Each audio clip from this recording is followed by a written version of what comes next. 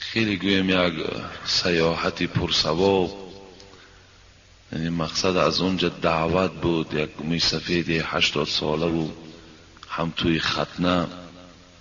الحمدلله که البته گویم خیلی معرکه های خوب و دلچسب به انجام رسید و اون مردم از ما هم خیلی منتدار شدند.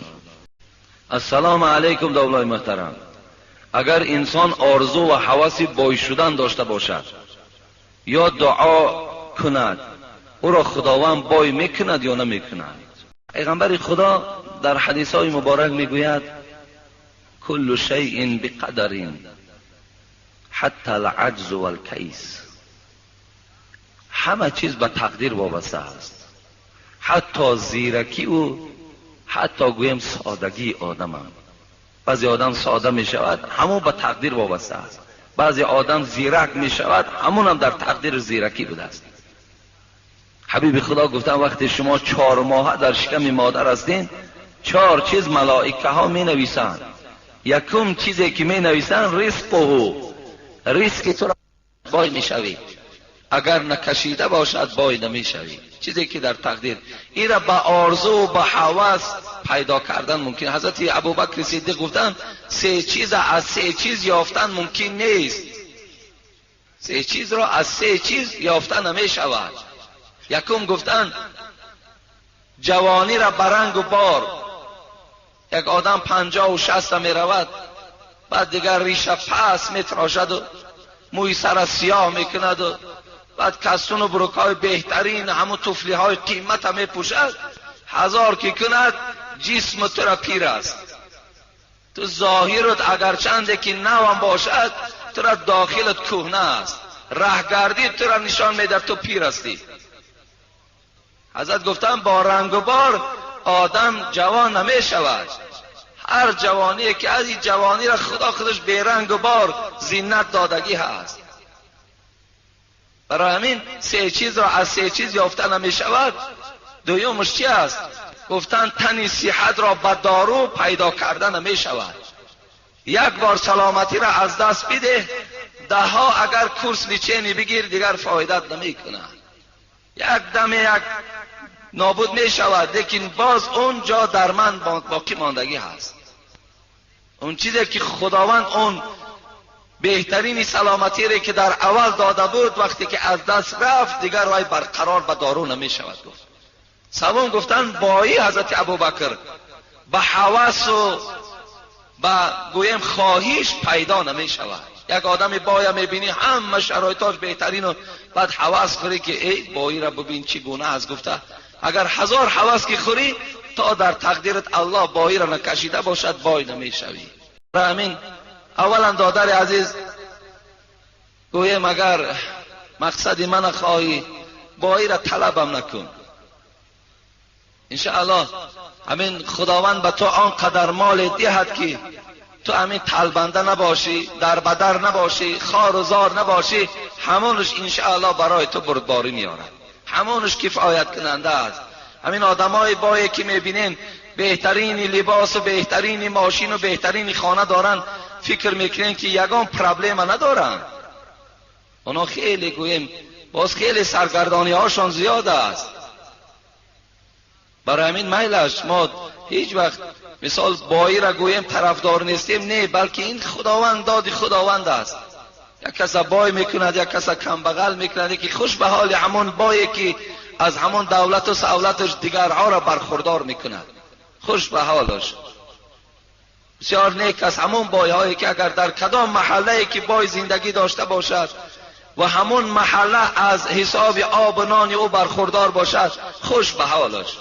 لیکن بای ممسک باشد، بای بخیل باشد، بایی که کسی یک تنگه او را نبیند، این بایی دردی سری وای از باور کنید. این بایی با او هیچ فایده نمی بخشد. یک قصه یادم آمد، در گلستان خوانده بودیم. یک کمبغلی بیچاره میگوید نزد حضرت موسی آمد و گفت ای موسی، گفت همین کمبغلی بسیار افگارم کرده است، آخر دایم همین خوردنی نسک و نخود و چند دیگر طاقت نداریم. گفت بگذار پروردگار بایم کند، آخر از گوشت گوسفند و از تمام این بهترین طعام‌هایی که دارد برخوردار شوند. حضرت موسی گفت ای بنده خدا، گفت همین حالی که داری بسیار حالت خوب است. گفت گفت دعا کن. گفت که مرا پروردگار به دولت کند.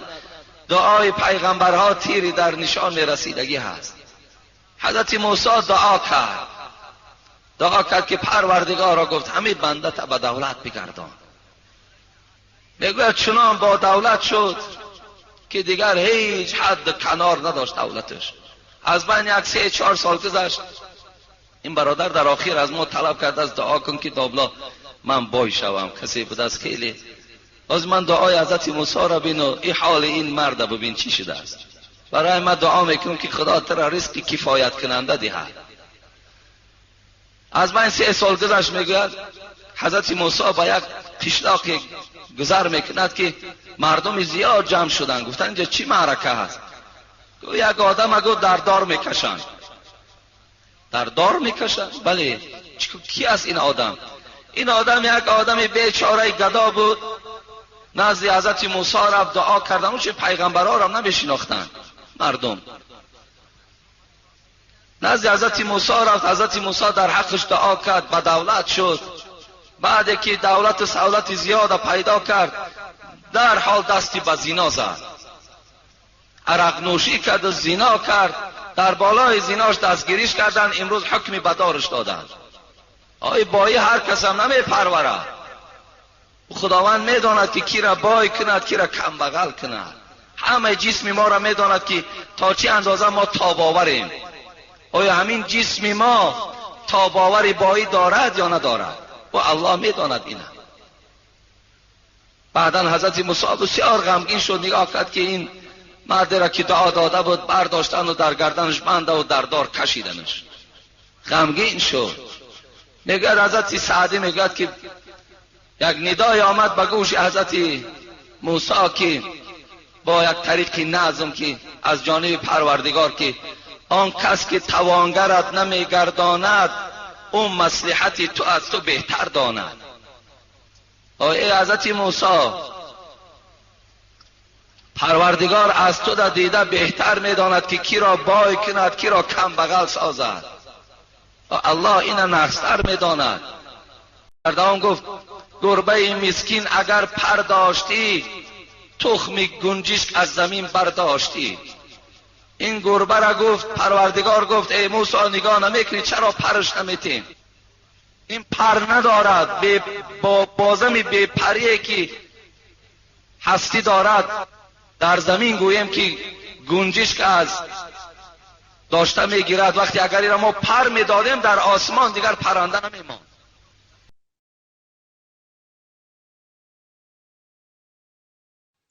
بسم الله الرحمن الرحیم. الحمد لله رب العالمين الذي بعث في الأميين رسولا منهم يتلو عليهم آياته ويزكيهم ويعلمهم الكتاب والحكمة وإن كانوا من قبل لفي ضلال مبين.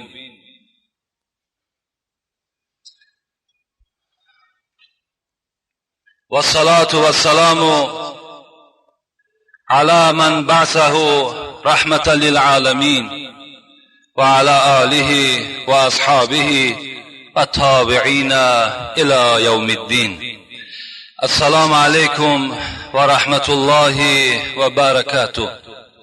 اولا همه شما برادرای عزیز و این روز بندگی خدا تبریک و تهنیت میگویم و همه شما را برای آمدن برای ادا کردن فرض از فرضهای الهی خوش آمدید میگویم و یک جایه با شما در آغاز سخن دعای میکنیم اللهم طهر قلوبنا واستر عیوبنا واشف مرضانا. پروردگارا تمام بندگان تو دستهای خود پهن کردند و ما میدانیم که ذات تو دوست می دارد وقتی که بنده از او سوال می کند.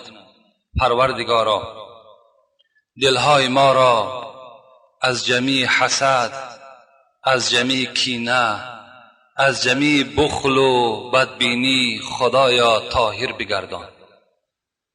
و خدای مهربان بندگان آلوده عصیان هستیم. خطاهای ما از موی بدن ما دیده زیادتر است.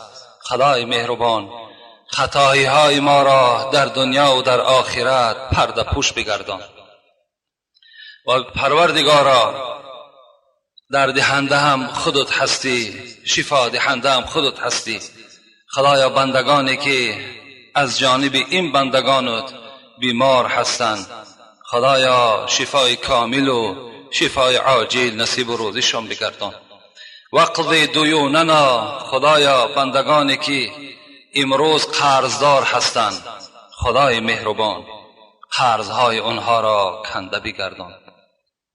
و بیض وجوهنا وارحم آباءنا و اجدادنا خدایا ما میدانیم روز قیامت بندگان تو دو طایفه میشوند، یکی روی سیاه و یکی روی سفید. خدایا ما را از همان طایفه روی سفیدها بگردان.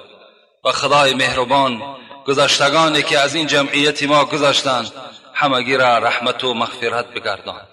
اللهم اعنا علی ذکرک و شکرک و حسن عبادتک برحمتک یا ارحم الراحمین.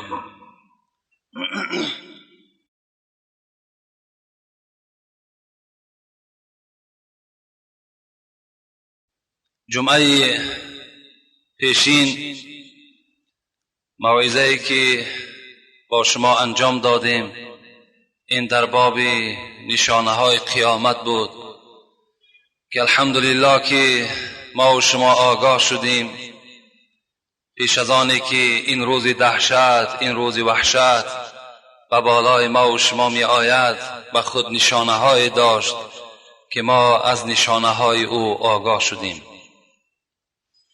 و خدا خواسته باشد جمعه آینده در باب روز قیامت، برپا شدن روز قیامت انشاءالله صحبت ها میکنیم و چگونه ای که وعده داده بودیم که یک چند سوال هایی که منتظر جواب هستند اینها را برای شما جواب میگردانیم. پیش از سوال و جواب یک غزل حضرت مولوی از ایجادیاتش که نام غزل فریاد زدن ملائک در گوریستان است که در گوریستان این ملائک چی فریاد میزند، چی مراجعت میکند انشاءالله آگاه میشیم. بسم الله الرحمن الرحیم.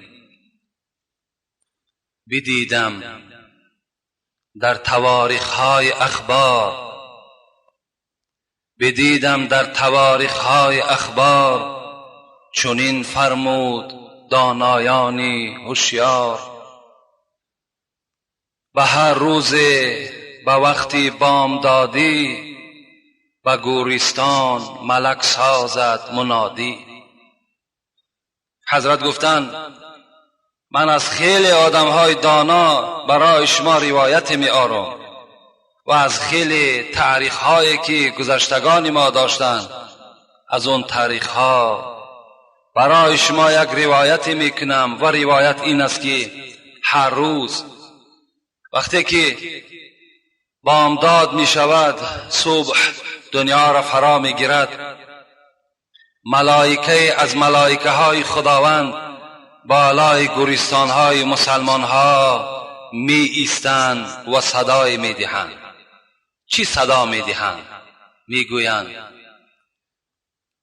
که ای شاهان روی تخت و تخته گذاریدید جمله مال و رخته. نهان در زیر خاک بینوایی اسیری ظلمتی گوری سیاهی.